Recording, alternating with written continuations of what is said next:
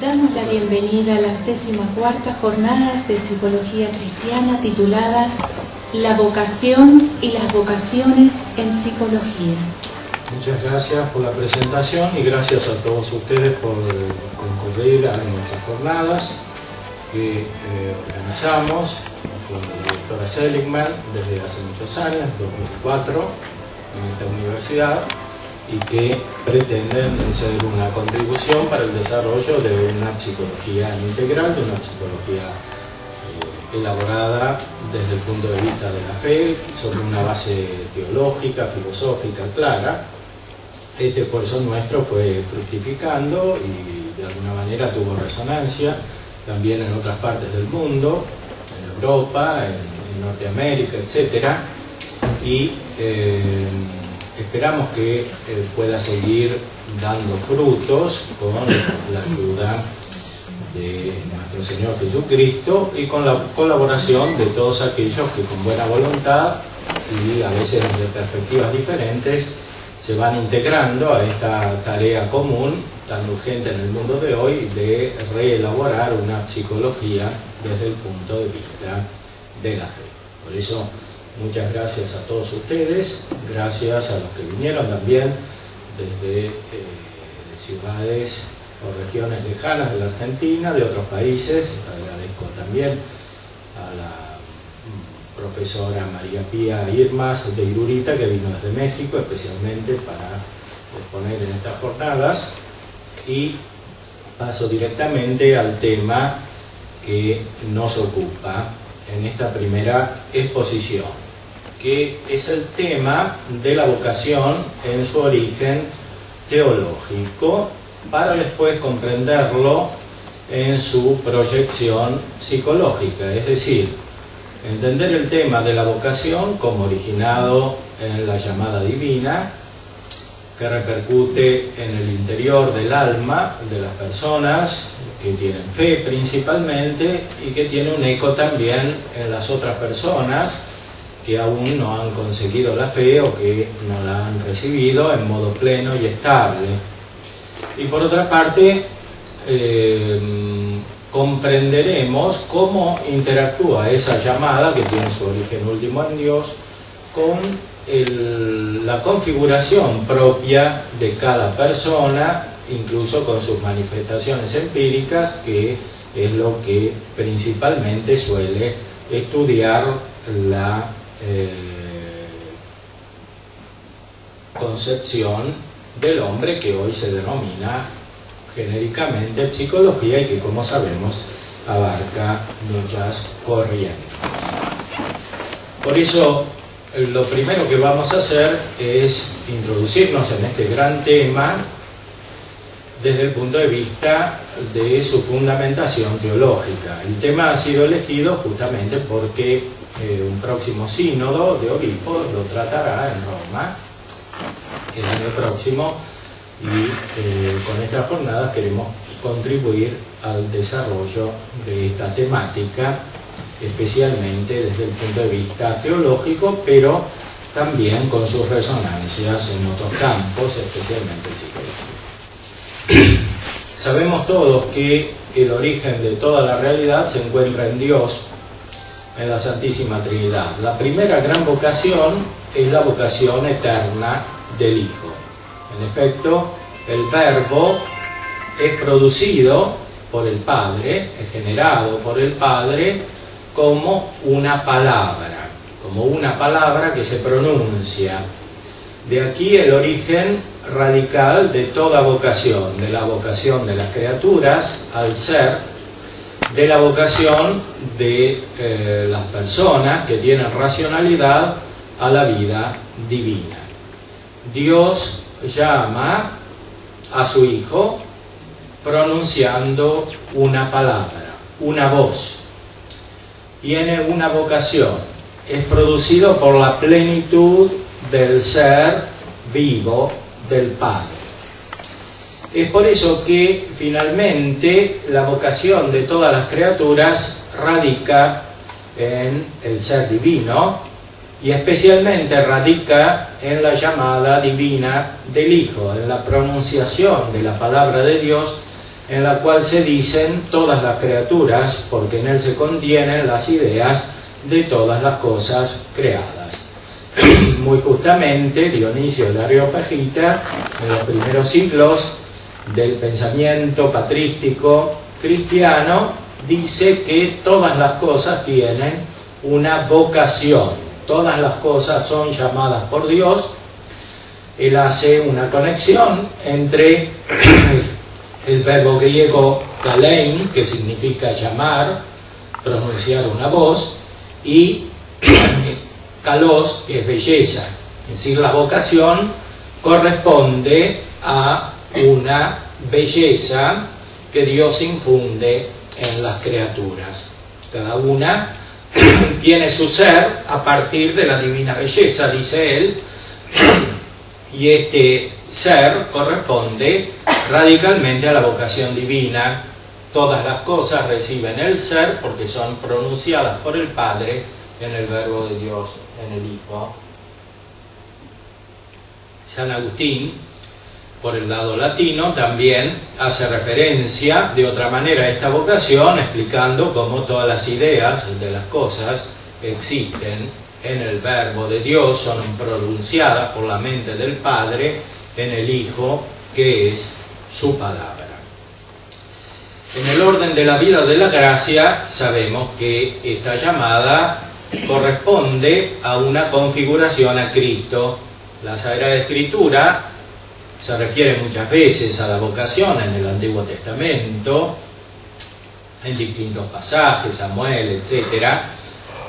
Está el tema de la vocación en Isaías, en otros grandes patriarcas y profetas del Antiguo Testamento, pero es sobre todo San Pablo en el Nuevo Testamento aquel que hace una primera reflexión teológica acerca de la vocación.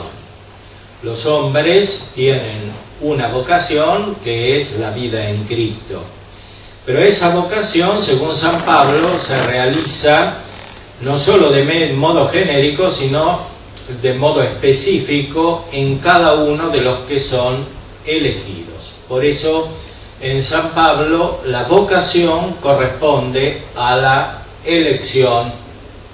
Hemos sido elegidos por Dios para tener la vida divina, es decir, para tener la misma vocación del Hijo, para tener la vocación del Verbo de Dios. Y por eso, finalmente, cualquier vocación es vocación para configurarse a Cristo. En la carta a los Romanos, San Pablo enseguida se refiere a la vocación.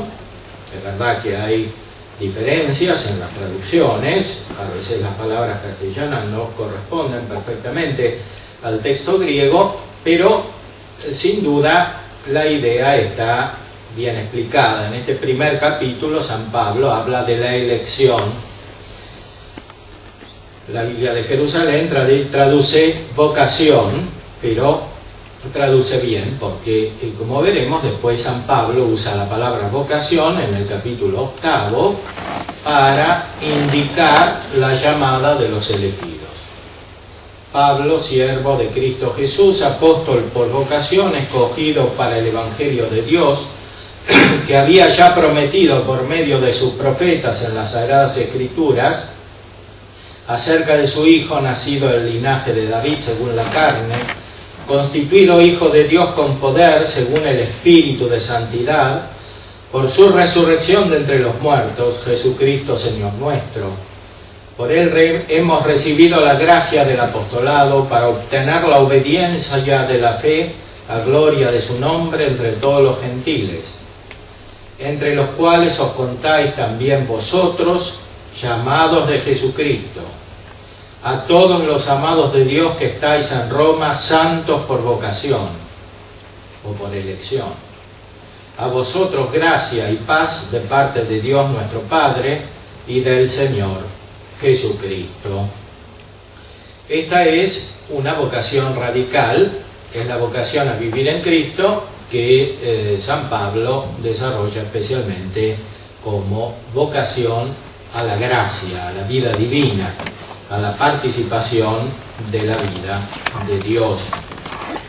En el capítulo 8 lo presenta de la manera más profunda cuando se refiere al Espíritu Santo, y aquí aparece completa la dimensión trinitaria de la vocación.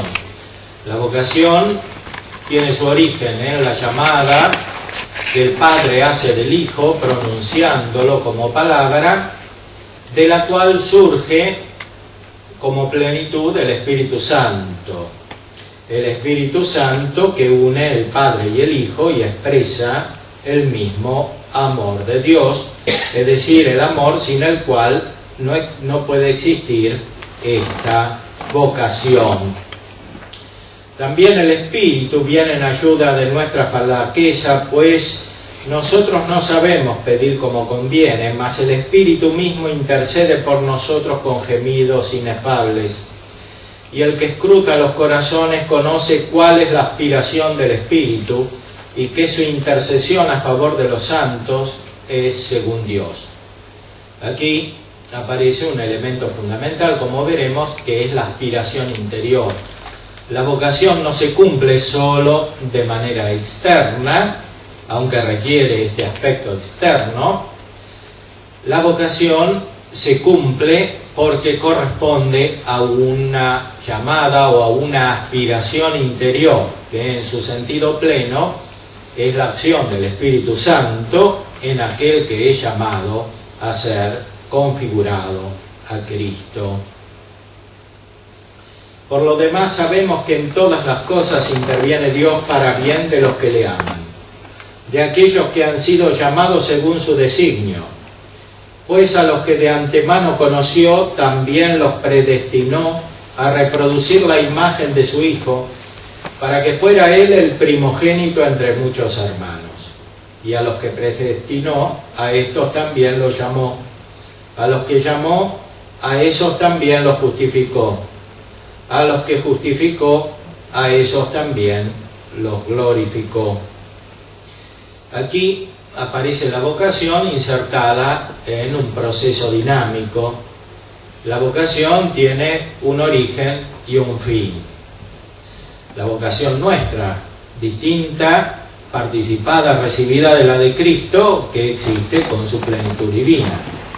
Nosotros tenemos una vocación que cumplir, configurándonos crecientemente a la palabra que es Cristo, pronunciada por el Padre, y dejándonos guiar crecientemente también por el Espíritu Santo que habita en nosotros, que nos mueve, que aspira, que expira en nosotros su propia vida de amor.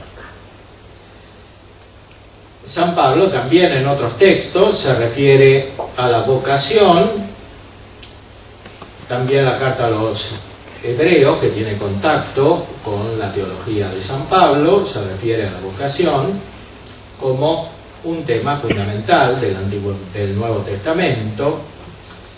Por ejemplo, un texto de la carta misma a los Romanos, donde se expresa como los dones y la vocación de Dios son irrevocables. En efecto, así como vosotros fuisteis en otro tiempo rebeldes contra Dios, mas al presente habéis conseguido misericordia a causa de su rebeldía, así también ellos al presente se han rebelado con ocasión de la misericordia otorgada a vosotros, a fin de que también ellos consigan ahora misericordia. Pues Dios encerró a todos los hombres en la rebeldía para usar con todos misericordia. Se refiere aquí a los judíos que siguen teniendo la vocación divina de pueblo elegido a pesar de su rebeldía. Y así sucede también con los hombres en una vocación más profunda, que es aquella, la vida de Cristo.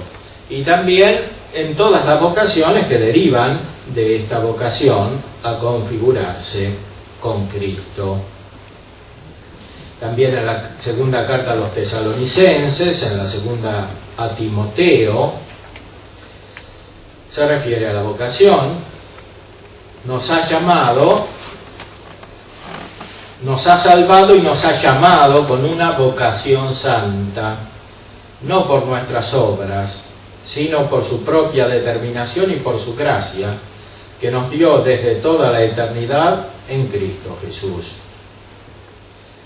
En la carta a los Hebreos, que está inspirada también en San Pablo, dice que tenemos una vocación celestial. Por tanto, hermanos santos, partícipes de una vocación celestial, considerad al apóstol y sumo sacerdote de nuestra confesión, a Jesús, que es fiel al que le instituyó, como lo fue también Moisés en toda su casa. Aquí es presentado Cristo como aquel que cumple su vocación, no solamente divina, como verbo de Dios, sino su vocación humana, que es principalmente la vocación sacerdotal. Aquí en esta carta a los Hebreos es donde principalmente es presentado Cristo como el sacerdote que está eternamente en el cielo intercediendo por nosotros. Y también la segunda carta de Pedro se refiere a la vocación. Por tanto, hermanos, poned el mayor empeño en afianzar vuestra vocación y vuestra elección. Obrando así, nunca caeréis. Pues así se os dará amplia entrada en el reino eterno de nuestro Señor y Salvador Jesucristo. La vocación, entonces, en sentido pleno, es la vocación a la vida en Cristo. Todos los hombres están llamados a la vida en Cristo, pero no todos reciben la gracia de la misma manera como para configurarse a Cristo. Aquí no podemos entrar en el tema del estudio de las relaciones entre la naturaleza y la gracia, entre la libertad creada y la gracia divina. Simplemente digamos que la vocación de Dios es irrevocable. Cada uno que recibe la gracia, la recibe con toda la eficacia propia de la gracia que recibió. Aunque no siempre recibe las siguientes, porque, como dijimos, se trata de un proceso dinámico. Es gracia sobre gracia, como dice el apóstol San Juan al principio de su evangelio. Y por eso, por la infidelidad humana o por la rebeldía humana, este proceso se puede interrumpir. Puede suceder que no se reciba plenamente la gracia sucesiva o que no se la reciba del todo por la rebeldía anterior, como dice San Pablo, respecto de los judíos que se rebelaron y no pudieron recibir la gracia de Cristo. La consideración de la vocación desde el punto de vista cristiano no coincide con la consideración meramente empírica desde el punto de vista psicológico, entendiendo la psicología como una ciencia experimental o como una ciencia racional. Desde el punto de vista meramente experimental o racional no se puede llegar a conocer la vocación divina, que es el último nivel en el cual se determina el sentido de la vida de cada persona y que es inaccesible a una consideración meramente empírica o racional.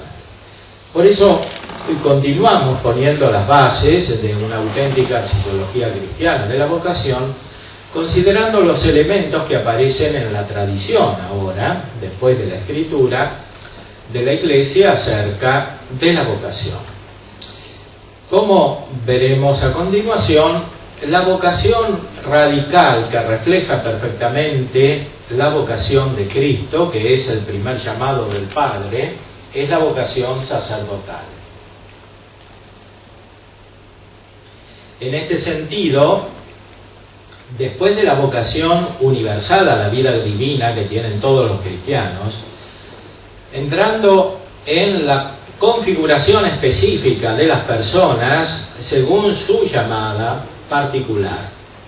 La primera vocación que aparece como determinada, como aquella que presenta las características más cercanas a la llamada divina de Cristo, es la vocación sacerdotal. Y así apareció no solo en las Sagradas Escrituras, sino desde los comienzos de la vida de la Iglesia. El sacerdote o el presbítero o el obispo hace el lugar de Cristo, tiene el lugar de Cristo, cumple la función de Cristo. Cristo que refleja perfectamente la llamada del Padre. Por eso el que ocupa el lugar de Cristo, el que representa a Cristo en medio de los hombres, es también Padre, como el Padre de Cristo. Por eso en la tradición cristiana, el sacerdote, el obispo, el papa, es un padre espiritual. Ahora, a partir de este primer significado, que deriva inmediatamente de la acción de Jesucristo y de la revelación de las Sagradas Escrituras, aparece otro significado que también está muy cerca de lo que indica la Escritura. Es la vocación del abad, es decir, del Padre. Cristo, cuando ora, también según la carta a los romanos, se dirige a su Padre, Abba, Padre. El abad es el padre espiritual, es aquel que genera espiritualmente a los hijos. En este sentido, el abad, o sea, la cabeza espiritual, el padre espiritual, no solamente tiene él una vocación, sino que también es origen de vocaciones. Es decir, el padre espiritual llama, atrae, como los padres del desierto que atraían a los discípulos, que se reunían alrededor del Padre por el influjo de su atracción espiritual. Esta función del Padre espiritual está íntimamente unida con la función de cabeza que tiene el presbítero, el obispo, aquel que ha recibido el sacramento para representar a Cristo, cabeza de la Iglesia. Por eso, finalmente, la función de la paternidad espiritual corresponde, en su sentido pleno, al sacerdote, al presbítero, al obispo, aquel que es cabeza de la comunidad, no por sus propios méritos intrínsecos, sino por la llamada del Padre y por la llamada de Cristo en la Iglesia. Y comienza a aparecer otro aspecto distintivo de la consideración cristiana de la vocación. La vocación cristiana es siempre vocación eclesial, o sea, vocación comunitaria.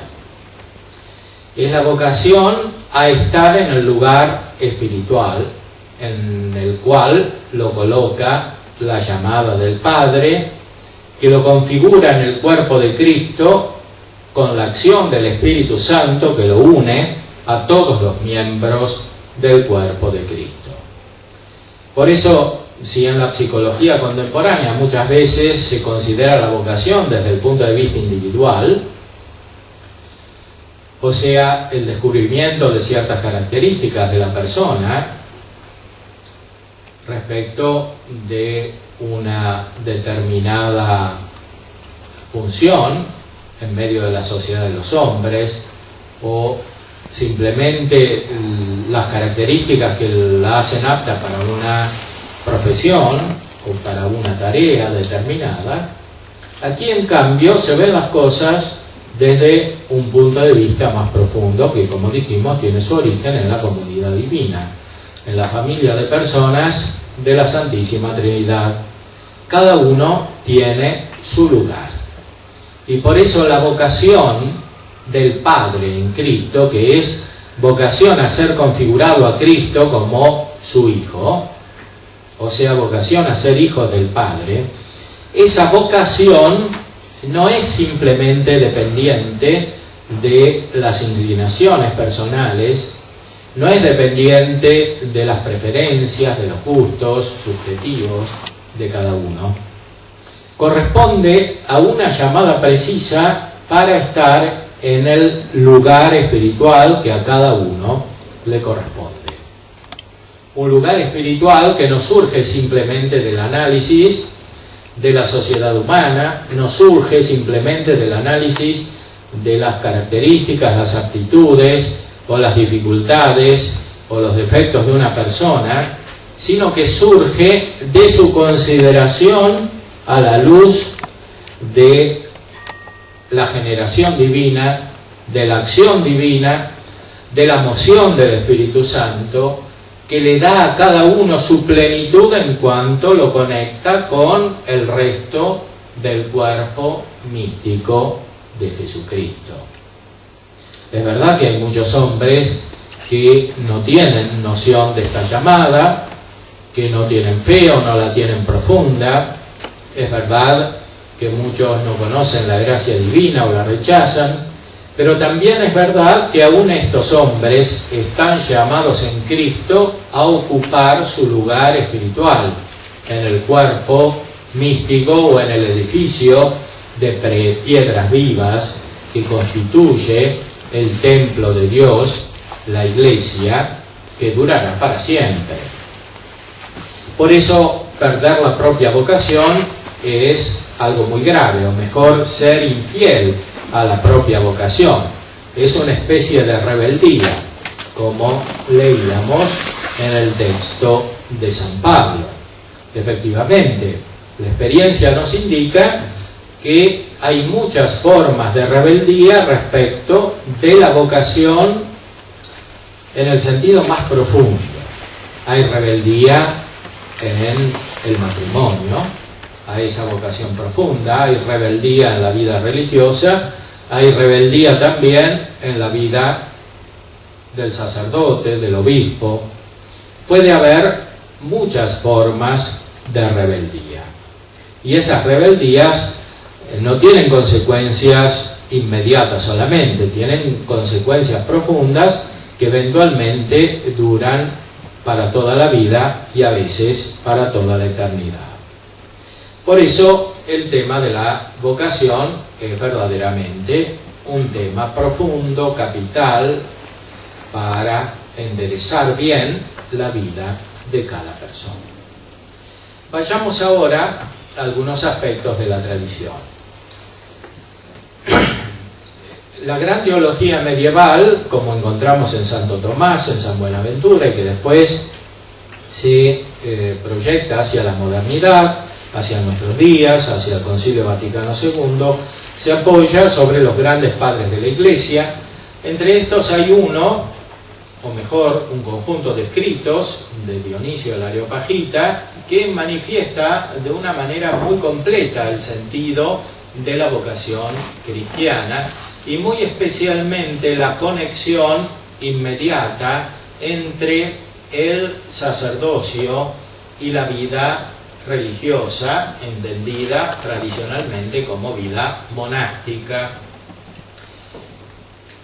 Es importante la doctrina de Dionisio porque manifiesta el carácter eclesial de la vocación, es decir,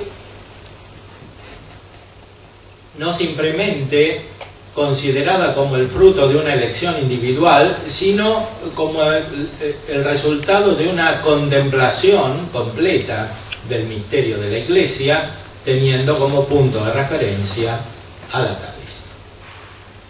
A mi modo de ver, esta doctrina de Dionisio, que ha sido asimilada profundamente por los grandes teólogos, especialmente por Santo Tomás, es fundamental para restaurar el sentido de la vocación en las circunstancias de la vida de la Iglesia en la cual nos encontramos. Los sacerdotes son la guía del pueblo santo. Los sacerdotes se dedican principalmente a la contemplación, sobre todo el obispo, que es el primer contemplativo, y después el sacerdote, que es aquel que debe iluminar. Los diáconos son aquellos que deben purificar al pueblo, separándolo incluso de los sacerdotes. Los sacerdotes tienen que tratar con aquellos que ya están purificados para llevarlos a su perfección, a su plenitud. Esto, por supuesto, tiene ya una aplicación inmediata, muy importante. Muchos sacerdotes en el día de hoy tienen dificultades en el cumplimiento de su vocación porque no se capta el sentido profundo de esto que dice Dionisio. No basta que un sacerdote esté a cargo de una porción del pueblo desordenada, rebelde, llena de pecados, etcétera, para que él por sus solas fuerzas pueda hacer de esta porción del pueblo un pueblo santo. Muchas veces el resultado es negativo. Muchas veces es el pueblo que influye sobre el sacerdote y lo deteriora. ¿Por qué se da esto? Porque no se considera adecuadamente que la vocación específica del sacerdote, del presbítero especialmente, es la iluminación del pueblo que está ya en condiciones de ser iluminado. Es decir, del pueblo que está ya preparado para recibir la plenitud de la vida santa que él debe llevar contemplando directamente los misterios. Veamos algunos textos de Dionisio sobre esto en el libro de la jerarquía eclesiástica. Él considera que la luz divina viene desde Dios, desde la Santísima Trinidad, a través de los ángeles y llega hasta los hombres. Hay una jerarquía celestial, los ángeles tienen una jerarquía, y después hay una jerarquía eclesiástica, que es la del cuerpo de Cristo, del cuerpo místico de Cristo. La luz que viene a través de los ángeles llega también a través de los obispos, los presbíteros y los diáconos al pueblo. El pueblo también tiene una jerarquía, y en esta jerarquía aquellos que están en la cima son los monjes, que reciben inmediatamente la luz de los obispos y de los sacerdotes que los perfeccionan. Son como la cima del pueblo que difunde a su vez la luz a los otros estratos de la vida de la Iglesia. Es decir, a los que están alejados de la plenitud de la luz divina hasta los que son inconstantes, los pecadores, etc. Todos están llamados a la vida divina, pero a través de un orden. Dionisio enseña a encontrar el lugar espiritual de cada uno en ese orden. Por supuesto, siempre suponiendo, como teorizarán los teólogos posteriores, especialmente Santo Tomás, que la vocación radical se cumple por medio de la caridad, a la cual todos están llamados en igualdad. Aquí se habla, en cambio, de la vocación funcional en el cuerpo de Cristo. Cada uno tiene una misión diferente según el lugar espiritual en el cual está colocado. Y la vocación profunda corresponde, en primer lugar, al encuentro de este lugar espiritual.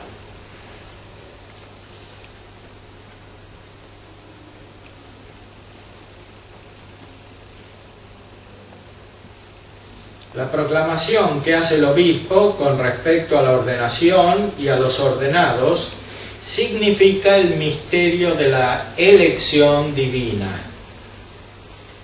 Y los ordenados, y a los ordenados significa el misterio de la elección divina. El ordenante, en su amor de Dios, es intérprete y afirma que no los llama la ordenación basándose en su propio juicio, sino movido por inspiración divina que le guía en cada ordenación jerárquica.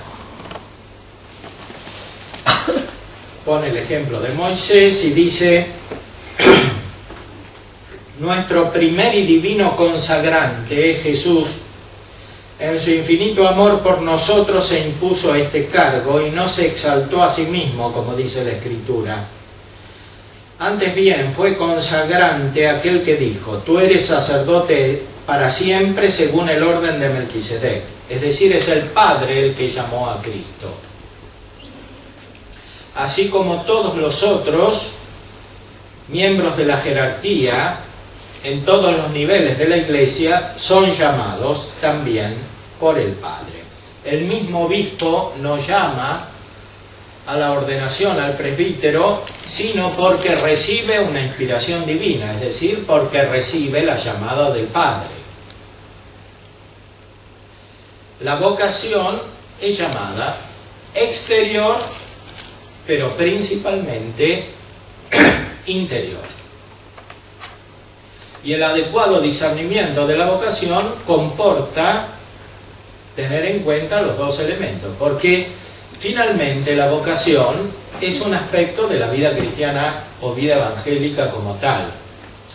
Y como explica muy bien Santo Tomás en la prima secunde de la Summa, el Evangelio es principalmente la gracia del Espíritu Santo y secundariamente son las palabras, la expresión externa y los gestos y todo lo que el Evangelio transmite como determinado. No se puede separar un aspecto del otro, como no se puede separar el alma del cuerpo, ni la inteligencia de los sentidos, ni la voluntad de los afectos en la vida humana, porque la revelación divina y la donación de la gracia corresponden al modo de ser del hombre.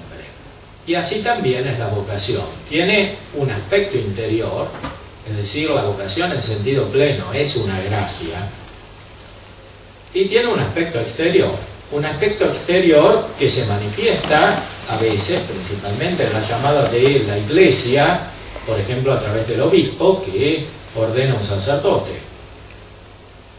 o a través de un sacerdote que consagra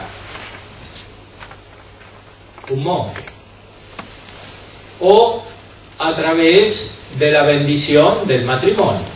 Para casarse finalmente hay que tener el permiso de la Iglesia, es decir, la llamada a vivir esa vocación en la Iglesia. Por eso el matrimonio no es una cuestión meramente privada, es también una vocación, tiene su lugar en esa jerarquía del pueblo santo de Dios de la cual hablaba Dionisio. Por eso cada uno está llamado justamente a encontrar su lugar en esta jerarquía que no tiene origen humano, sino origen divino. Por eso no se puede determinar la vocación simplemente por aptitudes naturales, por inclinaciones, por gustos, por circunstancias o por un razonamiento. Es algo más profundo. Es la respuesta interior a la llamada divina que, como dice San Pablo, es irrevocable por más que haya defecciones o rebeldías. Dice Dionisio más adelante cuando se refiere a los órdenes que forman los iniciados. Los iniciados son los que reciben la luz divina. O sea, los niveles del pueblo de Dios en los cuales se recibe la luz divina para transmitirla. Aquellos que en plenitud reciben la vida divina son los monjes que la reciben inmediatamente de la perfección espiritual de los obispos y de los sacerdotes. Estos pues son los órdenes sacerdotales, sus poderes, sus actividades, sus consagraciones. Digamos ahora algo sobre los tres órdenes de los iniciados que les están sumisos. Digo que forman los órdenes de los que están en vías de purificación, aquellos que son despedidos de los actos y consagraciones de que ya hice mención. ante todo aquellos a quienes los diáconos les están instruyendo todavía y formándolos en las Escrituras que los encaminan a la vida verdadera. A continuación, aquellos que siguen instruyéndose en las buenas obras de la Escritura para volver a la vida santa de que se apartaron. O sea, la conversión en la Iglesia antigua es una cosa seria, no es algo que se hace así inmediatamente en 5 minutos por una confesión mal hecha, rápida, etc. Es una cosa seria, requiere volver a estudiar las Escrituras, volver al propio camino, encontrar el propio lugar espiritual que se había perdido. Luego los débiles que se asustan de los ataques del enemigo. El poder de la Escritura está en vías de fortalecerlos. Vienen después los que están todavía en el pasaje del pecado a la santidad. Finalmente los que carecen aún de perseverancia, aunque se sienten atraídos por la virtud y firmeza. Todos los hombres están llamados a la gracia. No solo los que todavía no tienen fe, también los que tienen fe y son débiles, los que son pecadores, etc. Pero cada uno tiene su lugar espiritual y cumplirá su función si, en primer lugar, toma conciencia de su lugar espiritual. Si el que es débil, el que no está firme, no se cree que está firme. Como dice San Pablo, el que se crea muy seguro, que se cuide de no caer. O el que todavía se debe purificar, que piensa en cambio que puede enseñar a los demás, etc. La vida cristiana de hoy presenta gravemente este defecto.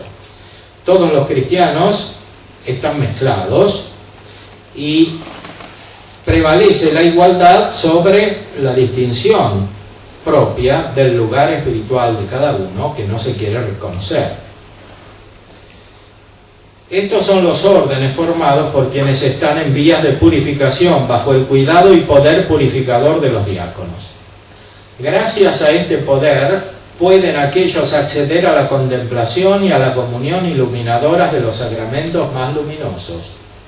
O sea, el pueblo que está en la lucha, que está en el límite entre el pecado y la gracia, no puede acceder todavía a los sacramentos contemplativos, a la comunión iluminadora. Forman el orden intermedio los que se inician en la contemplación de algunos misterios sagrados y que, estando ya bien purificados, participan de ellos según su capacidad. Este grupo, para su iluminación, se ha confiado a los sacerdotes. Es evidente, a mi parecer, que estando purificados de cualquier mancha oculta y con mentes sólidamente formadas en santidad, los miembros de este grupo lleguen a conseguir un estado habitual de contemplación.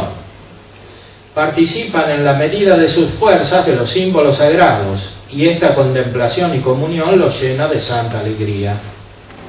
En la medida de sus fuerzas y gracias a su capacidad ascensional se elevan hasta el amor divino de lo que ya conocen. A este orden llamo yo pueblo santo. Ha sufrido una purificación completa, por lo cual es apto para la visión sagrada y comunión de los sacramentos más luminosos en cuanto es posible. Este pueblo santo es el pueblo que puede recibir los sacramentos. Es decir, el pueblo que recibe el sacramento del matrimonio, que recibe el sacramento principalmente de la Eucaristía. Dionisio todavía no teoriza acerca del matrimonio como sacramento, como aparecerá después, especialmente en el Concilio de Trento. Sin embargo, entiende profundamente que el pueblo no puede acceder a los misterios, es decir, principalmente a la contemplación, en la cual consiste principalmente la Eucaristía, que es comunión espiritual con Cristo, si no está purificado profundamente. Porque, y como iba a decir después Santo Tomás, quien recibe la Eucaristía con afecto de pecado, en vez de mejorar, se deteriora. El pueblo santo es el que vive santamente. Ahora, los sacerdotes iluminan este pueblo santo, pero para iluminar el pueblo necesitan todavía otro nivel. Otro nivel en el pueblo, que es el nivel de aquellos que buscan conscientemente la perfección y que por eso reciben la perfección inmediatamente de los obispos y de los sacerdotes. El santo orden de los monjes es el más excelso de todos los iniciados. Ya están purificados de toda mancha y tienen pleno poder y santidad completa en sus actividades. Dentro de lo posible, este orden ha entrado en la sagrada actividad contemplativa y ha logrado contemplación y comunión intelectual. Se le ha confiado el poder perfeccionante de los obispos.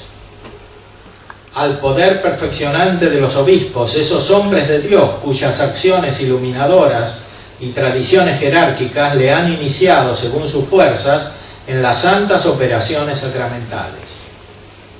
Se elevan gracias a esta ciencia sagrada y según sus propios méritos hasta la más completa perfección correspondiente a este orden. Por eso nuestros santos jefes consideraron que tales hombres eran dignos de varias denominaciones sagradas. Alguien los llamó terapeutas o cuidadores. También monjes, por la perfección con que celebran el culto, es decir, el servicio de Dios. Y porque su vida, lejos de andar dividida, permanece perfectamente unificada por su sagrado recogimiento, que excluye toda distracción y los capacita para llevar a la perfección un peculiar género de vida que los identifica con Dios y los abre a la perfección del amor divino. Por eso la institución sagrada les ha otorgado una gracia perfeccionante y juzgado dignos de hacer una invocación santificadora que no esté reservada al obispo, como exclusivo de él es ordenar sacerdotes, sino a los sacerdotes piadosos que dan santamente bendiciones jerárquicas. Para Dionisio, la vida religiosa, entendida como la vida monástica, es un sacramento. Por eso los monjes son el intermedio, la función intermediadora entre el sacerdocio de los obispos y de los presbíteros y la santidad del pueblo. Es evidente que en la concepción eclesiológica contemporánea se ha perdido esta consideración teológica, siendo reemplazada por una visión democrática, falsamente democrática de la vida cristiana, como si todas las vocaciones fuesen iguales y tuviesen la misma función, y cada uno pudiese elegir la vocación que quiere libremente, simplemente por sus aptitudes subjetivas o sus criterios personales. En cambio, la tradición nos presenta la vocación como profundamente insertada en un plan divino que surge del orden de Dios manifestado en el Verbo, que es el Verbo encarnado, el Verbo que es sumo sacerdote, que recapitula todas las cosas en él mismo, como dice San Pablo, y que recapitula especialmente la vida de los hombres, dando a cada uno su lugar espiritual. Por eso, para que las vocaciones florezcan hoy, las vocaciones matrimoniales, y junto con las vocaciones matrimoniales, todas las vocaciones laicales, que están unidas con las vocaciones matrimoniales, es necesario que se desarrolle adecuadamente este nivel que une la función sacerdotal de Cristo, que está presente en sus ministros, con la santidad del pueblo.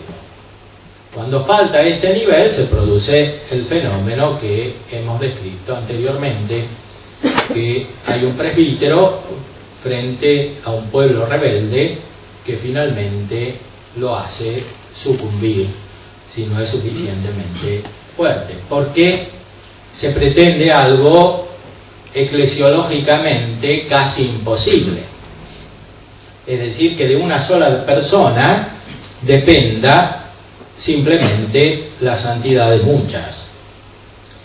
Es el orden que viene de Cristo y finalmente del Padre, coordinado por el Espíritu Santo, que vincula a cada uno, poniéndole su lugar, aquel que produce el resultado perfecto y que por tanto permite que cada uno despliegue sus potencialidades.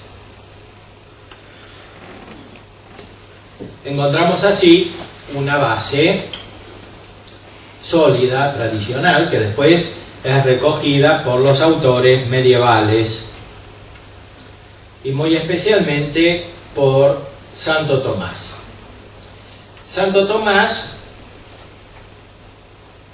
está en la Edad Media justamente en una situación de puente entre la época moderna y la Iglesia de los primeros tiempos, representada por estos escritos de Dionisio.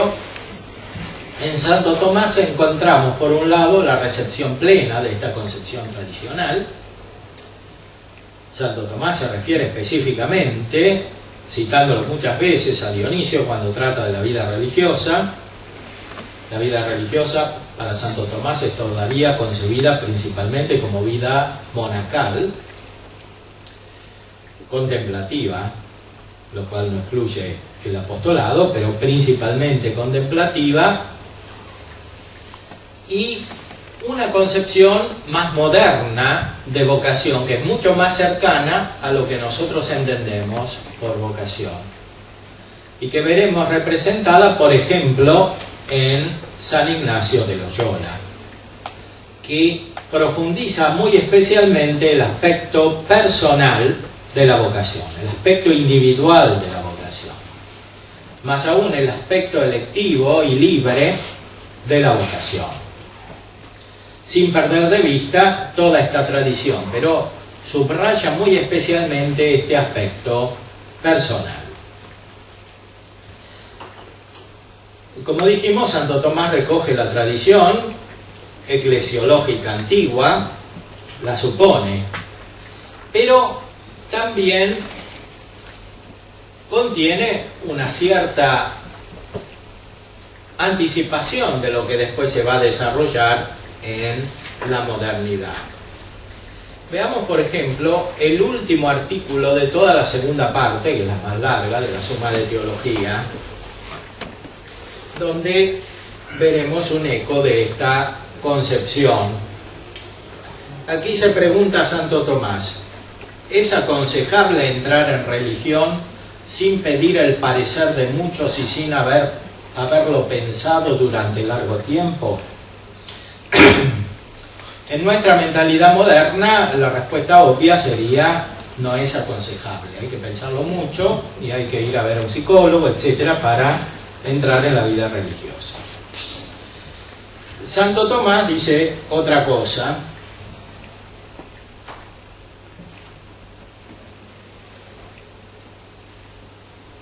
Primero presenta las objeciones por las que parece que no es aconsejable entrar en religión sin consultarlo con muchos y después de haberlo pensado mucho.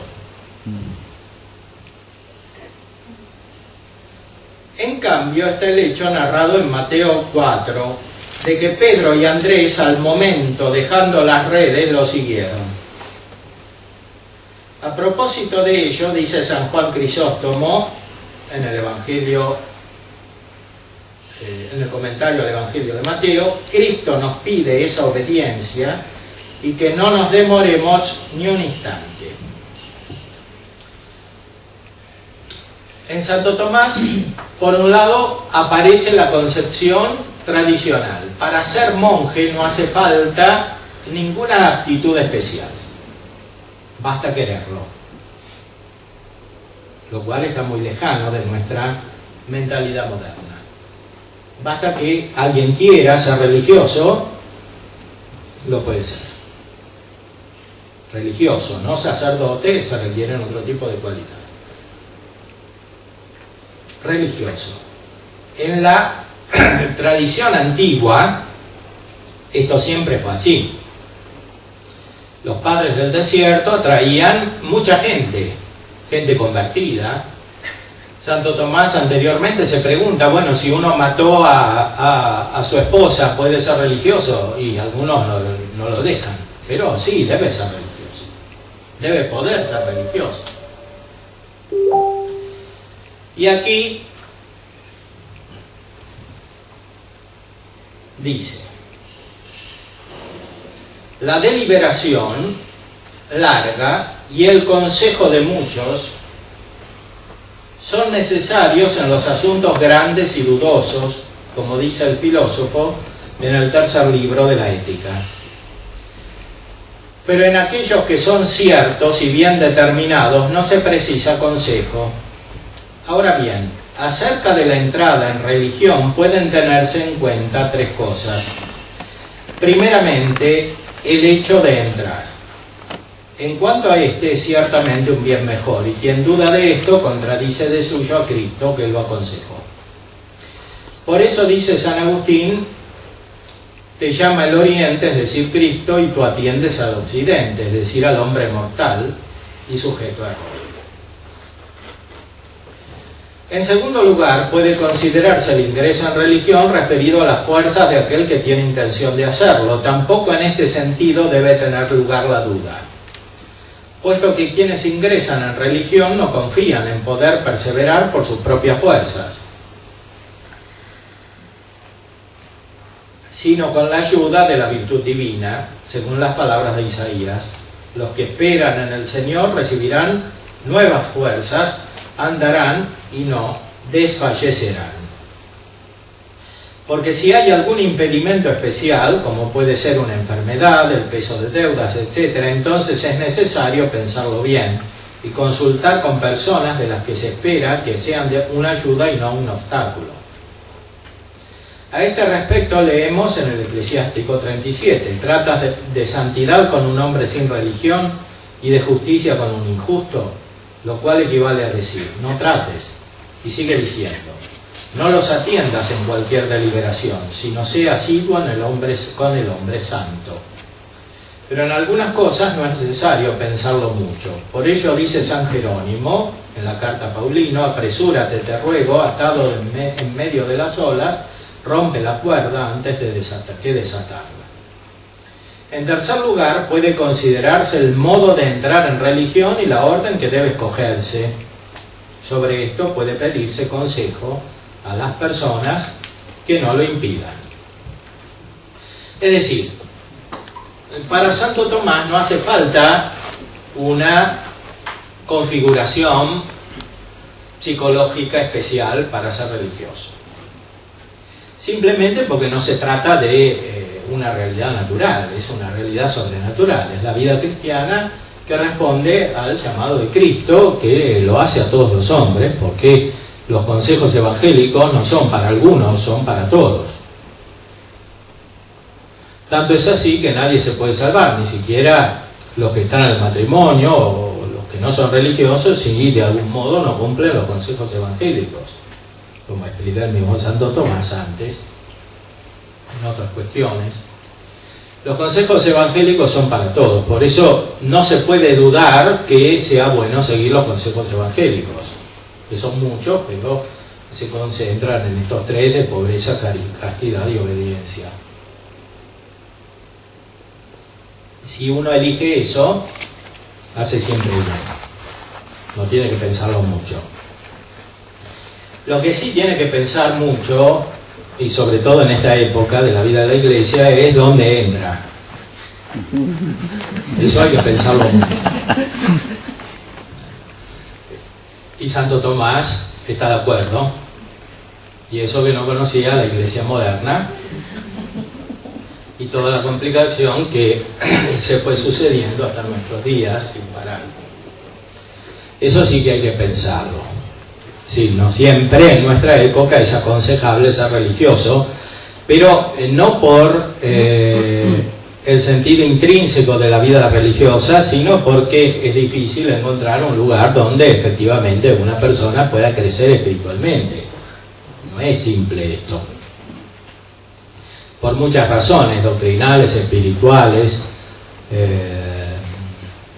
de complicación social, etc. Entonces, por razones históricas de las diferentes comunidades, y sobre todo porque los obispos y los sacerdotes no cumplimos nuestra función. No cumplimos nuestra función porque la vida religiosa tampoco se fue configurando de esta manera, y porque los religiosos tampoco ayudan a los sacerdotes. Entonces hay un desorden fenomenal en toda la iglesia, es un caos espiritual que necesita ordenamiento. Por supuesto que está siempre Cristo y el Espíritu Santo para ordenar divinamente las cosas, pero nosotros no podemos dejar de pensarlas, sobre todo porque afectan la vida concreta de las personas. Por eso, si siempre es bueno vivir la pobreza, la castidad, la obediencia bajo un padre espiritual, no siempre es bueno, según las circunstancias, entrar en una determinada forma de vida religiosa. Como no siempre es bueno contraer matrimonio, porque puede haber personas que tengan cualidades excelentes, pero para las cuales, por las circunstancias concretas, no convenga un determinado matrimonio, y a veces incluso el matrimonio en general. No se refiere a la santidad del sacramento, el impedimento, sino a la imperfección de las situaciones humanas. Lo mismo se da en la vida religiosa, en la vida monástica, e incluso en la llamada a la vida sacerdotal, que requiere condiciones mucho más estrictas, más profundas, justamente por esta conexión con la santificación del pueblo que es propia del sacerdote. Pasamos ahora rápidamente a algunos textos que manifiestan la concepción más moderna, en sentido amplio, de la vocación. En primer lugar, San Ignacio de Loyola, que es uno de los autores que más ha influido hasta nuestros días en la consideración de la vocación. San Ignacio tiene los ejercicios espirituales, y aquí en la segunda semana pone un preámbulo para hacer elección.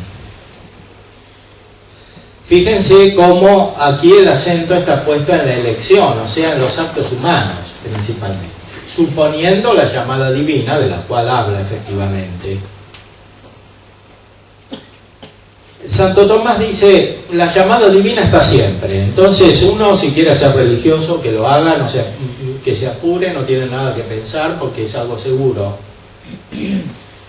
San Ignacio pone una deliberación, porque en la modernidad aparece cada vez más el conflicto de la subjetividad, que está dado no solo por las imperfecciones individuales, sino por la complejidad de la cultura moderna.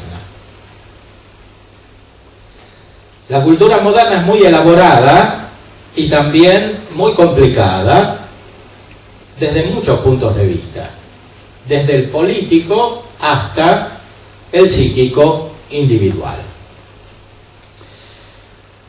Dice San Ignacio, en toda buena elección, en cuanto es de nuestra parte, el ojo de nuestra intención debe ser simple, solamente mirando para lo que soy criado, es a saber, para alabanza de Dios nuestro Señor y salvación de mi ánima. Y así cualquier cosa que yo eligiere debe ser a que me ayude para el fin para que soy criado, no ordenando ni trayendo el fin al medio, mas el medio al fin. Así como acaece que muchos eligen primero casarse, lo cual es medio, y secundario servir a Dios nuestro Señor en el casamiento, el cual servir a Dios es fin. Asimismo hay otros que primero quieren haber beneficios y después servir a Dios en ellos. De manera que estos no van derechos a Dios, mas quieren que Dios venga derecho a sus afecciones desordenadas, y por consiguiente hacen del fin medio y del medio fin. De suerte que lo que habían de tomar primero toman postrero, porque primero hemos de poner por objeto querer servir a Dios, que es el fin, y secundario tomar beneficio o casarme si más me conviene, que es el medio para el fin. Y así ninguna cosa me debe mover a tomar los tales medios o a privarme de ellos, sino solo el servicio y alabanza de Dios nuestro Señor y salud eterna de mi ánima. Está claro que la concepción de San Ignacio está más centrada en la elección individual, sin dejar de considerar el conjunto de la Iglesia, como estaba en la tradición anterior, pero se fija más directamente en la salvación de mi ánima. ¿Qué me conviene para salvar mi ánima? ¿Y qué dará más gloria a Dios? Claro, lo que dará más gloria a Dios depende de lo que Dios hace en su iglesia. Lo importante para él es que uno tenga claro el fin y que no ponga el medio como fin y el fin como medio. Como hacen muchos, dice, primero eligen casarse y después que eligieron casarse tratan de servir a Dios en el matrimonio. Esto no funciona. Primero hay que querer servir a Dios y después ver si uno se tiene que casar y cómo y con quién, etc. Este es el orden adecuado. Y lo mismo en todas las otras elecciones fundamentales. ¿Por qué es así? Porque, como dice él también, el matrimonio, así como las otras elecciones radicales, son fruto de una vocación divina o deberían serlo. A veces no lo son, porque existe esta rebeldía de la cual hemos hablado antes o por otros motivos. Y entonces, ¿qué pasa? Según San Ignacio, incluso en estos casos es posible cumplir la vocación divina, aunque será otra vocación que no es la originaria, que en cierta manera permanece, sino que es reemplazada por otra, por la misericordia de Dios, que permite que esta persona cumpla efectivamente lo que Dios quiere y se ponga en su lugar.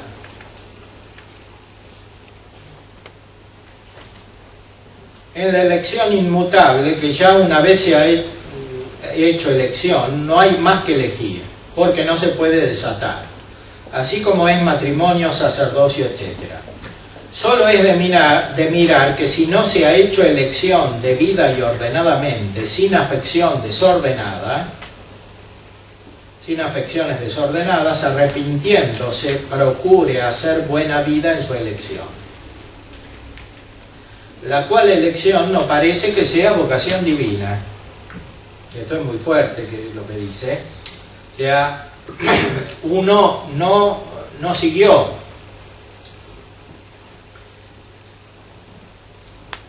lo que correspondía al fin, porque no miró el fin, eligió porque quería él lo que quería. Entonces no era vocación divina. La vocación divina corresponde al camino hacia el fin, de llamada de Dios. Sin embargo, este también se puede salvar, pero no parece que sea vocación divina, dice San Ignacio. Podríamos decir es una segunda vocación que reemplaza la primera.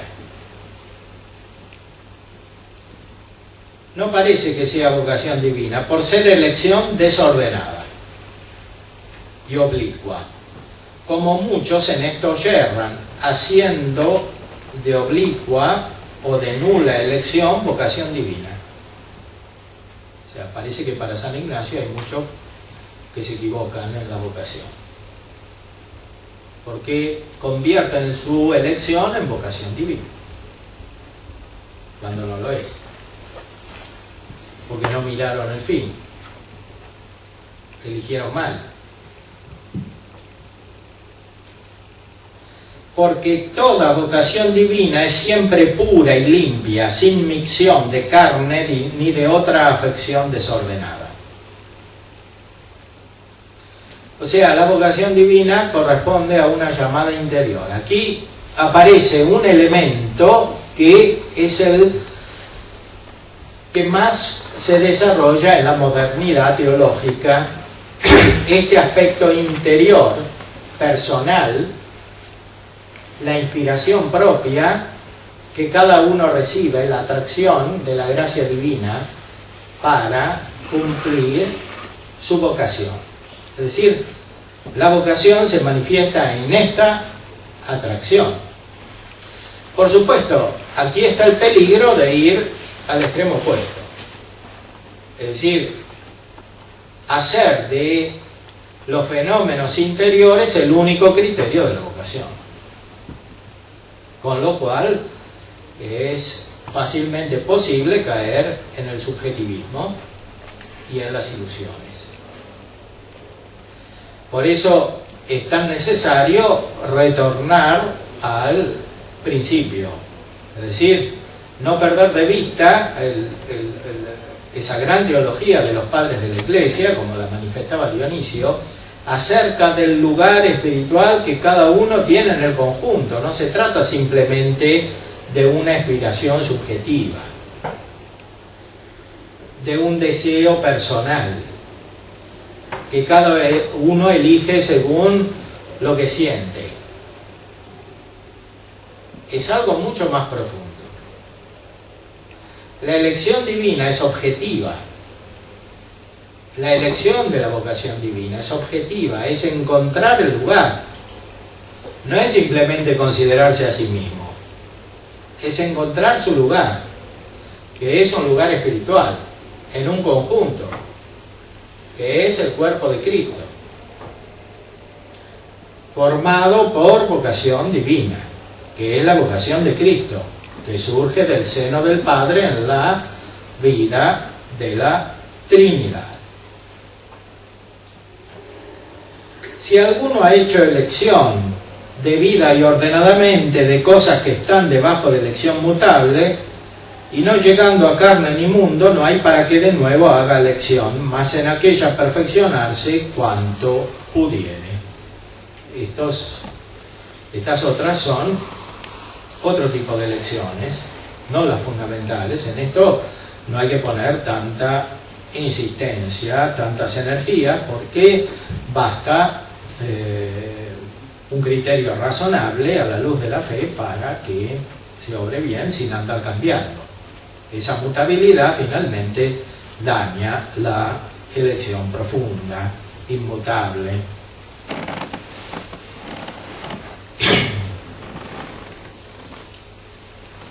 ¿Cómo se hace para elegir? Pone 3 tiempos para hacer una sana y buena elección en cada uno de ellos.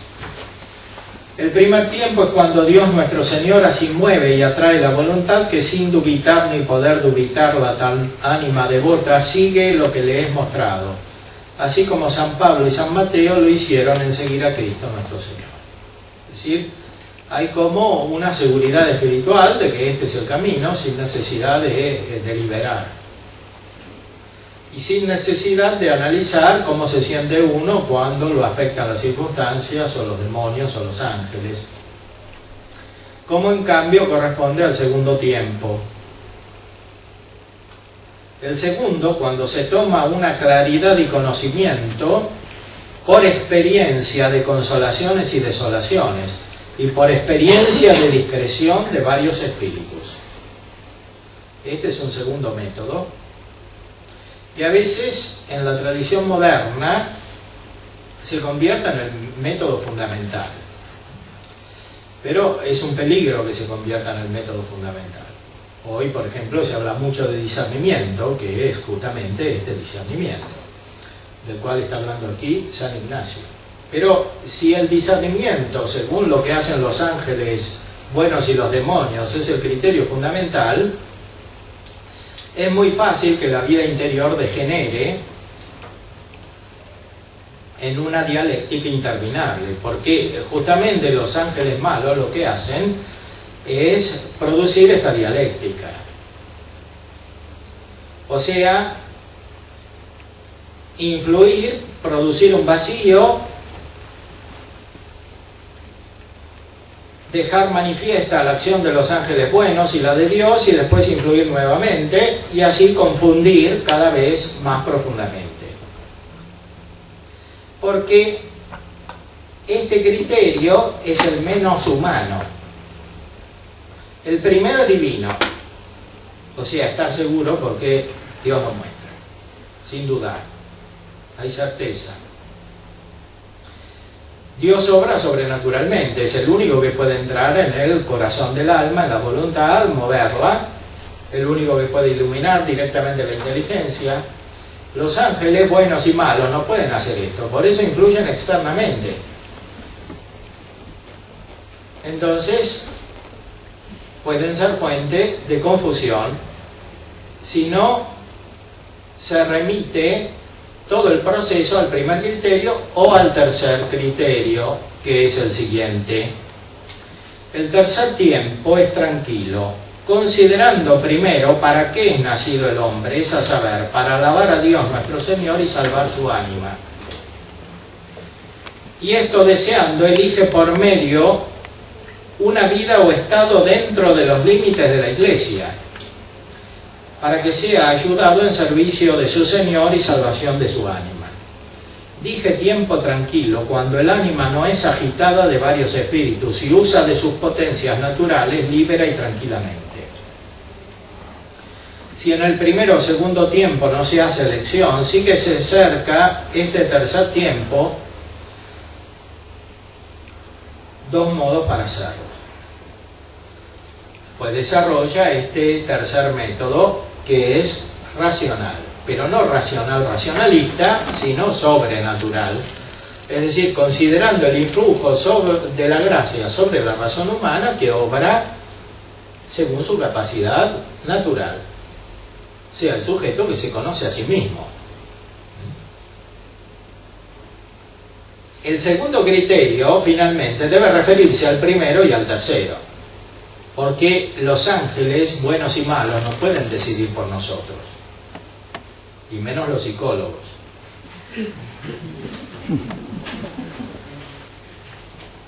Es Dios el que nos ilumina interiormente, y somos nosotros los que descubrimos cuál es nuestro lugar en la llamada divina.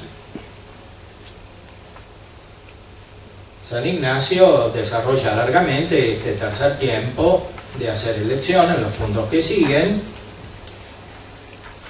diferentes maneras de meditación, de análisis que pone para concluir qué es lo que conviene. Al principio del siglo XX hubo una comisión de cardenales organizada por el Papa para ver qué criterio había que seguir en las vocaciones sacerdotales, y algunos, siguiendo una tradición más moderna, a veces influida por el jansenismo, etc., insistían mucho en que tiene que haber una llamada interior muy clara, muy precisa desde el punto de vista psicológico. Y esta comisión, siguiendo un criterio más tradicional, es decir, más cercano a lo que leíamos en Santo Tomás o en Dionisio, o en toda la tradición de la Iglesia, más bien se inclinaba por decir que eso no hace falta. Lo que hace falta es la determinación de la voluntad que sigue la inteligencia. O sea, que una persona que tiene fe y que tiene gracia lo quiera de verdad, considerando maduramente el significado de su elección. Porque finalmente el nivel psicológico en el sentido de la observación empírica, aún considerando los aspectos racionales y voluntarios, no puede llegar a este nivel que es el propio de la llamada divina a la vida de la gracia. Bueno. Muy bien. Estos son criterios fundamentales para iluminar el tema de la vocación. Hay otros autores que se podrían considerar, como San Francisco de Sales, que cita a Santo Tomás y que en el Tratado del Amor de Dios desarrolla además el aspecto de la inspiración interior con gran profundidad y con gran equilibrio. También hay textos del Magisterio, por ejemplo, del Papa Pío XII, un gran documento que se llama Menti Nostre, que se refiere a la vocación sacerdotal. Y por último, los grandes documentos del Concilio Vaticano II, Presbyterorum Ordinis, sobre la vida de los presbíteros, Optatam Totius, sobre la formación sacerdotal, y también Perfecti Caritatis, sobre la vida religiosa, además de todos los otros textos, por ejemplo, Lumen Gentium, Gaudium et Spes, sobre el matrimonio y sobre el conjunto de las vocaciones en la vida cristiana, que todos estamos llamados a